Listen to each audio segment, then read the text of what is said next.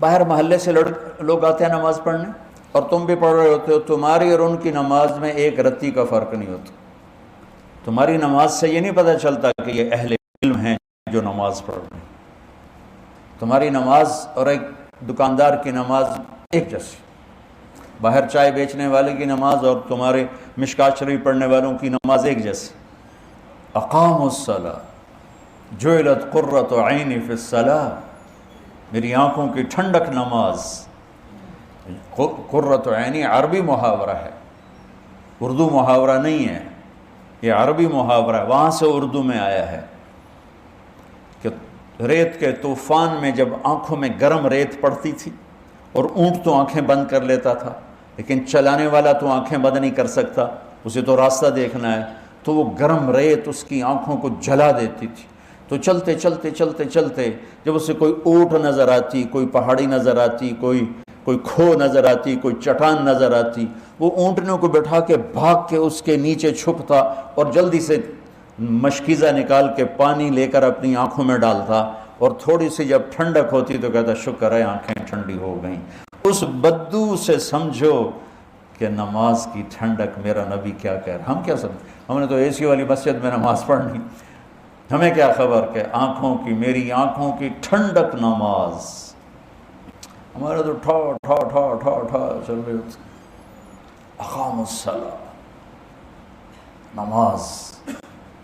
ارحنا بہا یا بلال، بلال مجھے راحت پہنچا، اذان دے، نماز پڑھیں، راحت پہنچا۔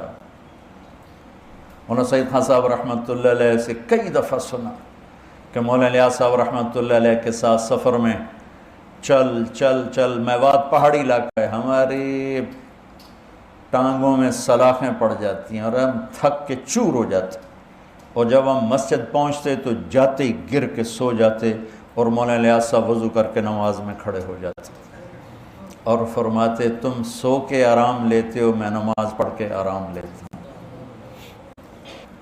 اور میں نے مولانا سعید خان صاحب رحمۃ اللہ علیہ کو خود دیکھا، ان کی وفات سے ایک ہفتہ پہلے وہ غشی میں تھے، اذان ہوئی تو ان کے نواسے نے کان میں کہا الصلاۃ، تو آنکھیں کھول دیں، اٹھ کے بیٹھے، ٹوائلٹ ان کو لے گئے، وضو کیا، میں ساتھ تھا، ویل چیئر پر لے کر ہم مسجد میں آئے، ویل چیئر سے کھڑے ہوئے، اور جب نماز کی ہوئی نا اللہ اکبر، تو میری آنکھوں نے دیکھا وہ یوں ہوئے ایسے،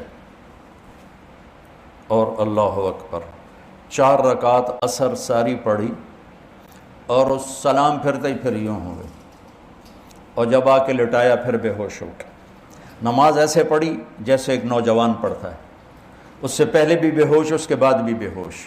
جعلت قرۃ عینی فی الصلاۃ، یہ نماز بنانی پڑتی ہے، پڑھنے سے نماز نہیں بنتی، بنانے سے نماز بنتی ہے، اور میں اللہ کے سامنے کھڑا ہوں، یہ ہے اقامت صلاۃ۔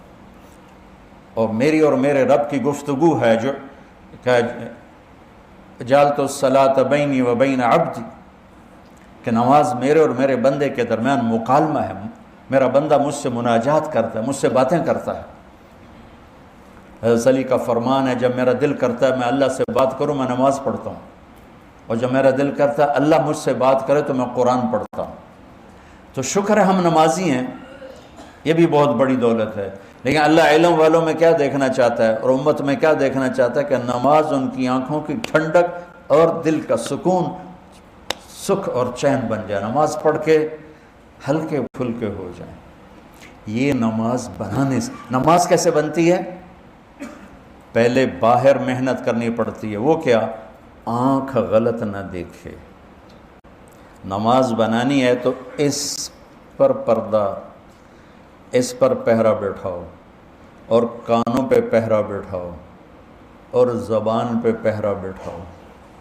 زبان غلط نہ بولے کہ غلط بول دماغ کو منتشر کر دیتا ہے، آنکھ غلط نہ دیکھے، غلط نظر دماغ کو منتشر کر دیتی ہے، کان غلط نہ سنیں، غلط بول دماغ کو منتشر کر دیتے ہیں۔ جب تینوں چیزیں آزاد ہوں گی اور اللہ اکبر کہے گا، جسم یہاں ہوگا اور روح پتہ نہیں کتنے دھکے کھاندی ہوگی، اور جب ان تینوں پر پہرا بٹھا دے گا تو جب اللہ اکبر کہے گا تو جسم بھی ہوگا، روح بھی ہوگی۔ اقاموا الصلاۃ، وَأَنفَقُوا مِمَّا رَزَقْنَاهُمْ سِرًّا وَعَلَانِيَةً، اور جو کھل کے خرچ کرتے ہیں، چھپ کے خرچ کرتے ہیں جو ہم نے انہیں دیا ہے۔ معافی کے ساتھ مولوی سخی نہیں ہوتے،